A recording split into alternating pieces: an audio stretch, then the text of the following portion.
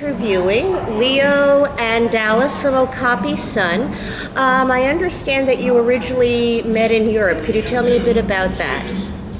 Yeah, I was visiting some family members there that I have, and my aunt, she took me like just around the area. She lives in Belgium, and so we went to Belgium and Brussels, and we ended up going to Berlin, yeah, and we just happened to meet in a nightclub there, and she was like with a group of friends, and so we kind of exchanged numbers, and we hung out the next day, and then she ended up coming to America like, I don't know, like maybe a year later, and she called me up, and I was in San Diego, and she was in LA at that time, and so she came down to San Diego. And Dallas, I understand you were an Army brat who grew up around here? Yeah, that's true. My parents were both in the Coast Guard when I was growing up, so we moved around a lot. We lived in LA, Kansas, Oklahoma, and San Diego was one of the last places that they were stationed at, and so that's where I ended up. Leo, you're from Germany, right? Yes, my dad is French and my mom is German, so I grew up mostly in Germany, and then we moved to Vesoul for a little bit in France. It's like 4 hours away from Paris. And then we moved back, and so my family is currently living in Germany, so they're all over there. Being in America, did you find there was a culture shock?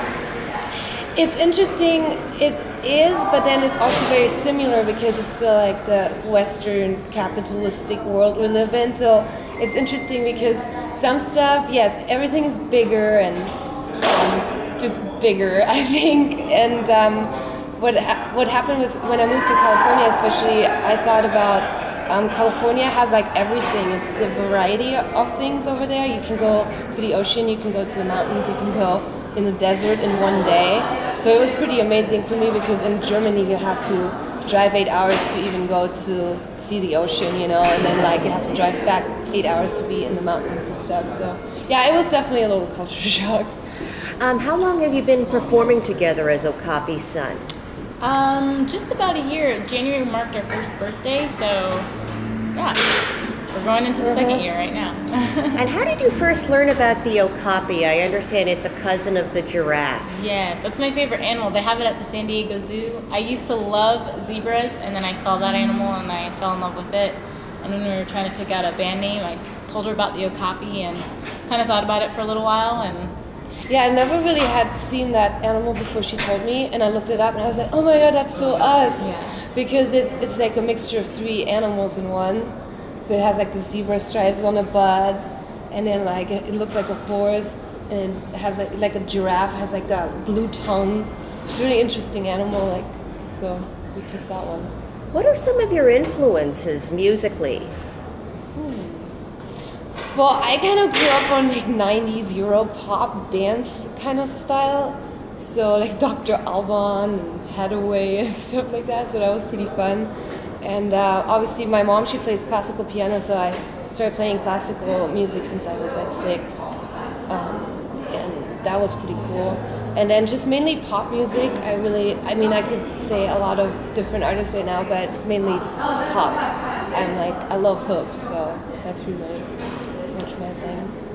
How about you, Dallas? What's influenced you? I grew up playing classical viola, so I pretty much did classical music all through like college and stuff, and so I think, I don't know, we both kind of have like that classical background, which helps with just like writing and developing melodies and harmonies and stuff. And then of course, like I love top 40s music. I love listening to the radio and stuff, so pretty much any and everything.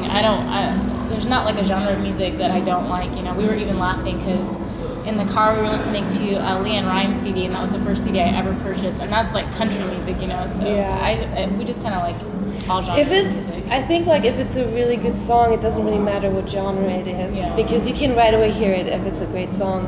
I recently got into more like 70s disco too, so it's kind of interesting to discover just different music all over the world. The song Johnny Kiss from your Bandcamp page seemed to have sort of a 70s, 80s vibe to it as well. Yeah, you can. We never really sat down with this project and be like, oh, let's make this and this and this music, and be specific about what style we want to pursue with this project.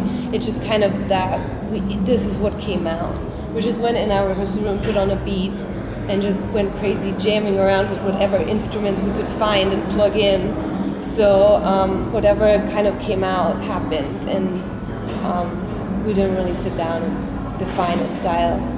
But you can hear that. And you have a new album coming out too. Could you tell me a bit about that? It's called Techno Prisoners. That's a great title. Yeah, it's fun. It's coming out in April, and it's going to have all of our songs from last year that were on the EP, as well as some new songs. And yeah, it's exciting. I think it's 11 tracks, right? Yeah, 11 tracks. So it's going to be a dance party. What label is it on? Phaedra Records in LA. Are there any, you know, artists that you would consider to be kindred spirits right now? What does that mean? Like that we kind of feel are similar to us, kind of. That you might be similar to, or you think might be on the same wavelength? We like listening to Okapi, did somebody like Foster say the Okapi? People. M83, somebody said. We've gotten Grimes a little. I would say a little, but we do like her a lot. Yeah. I love listening to Imogen Heap.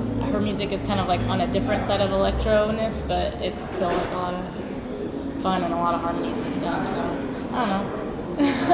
That's all I can think of. Okay.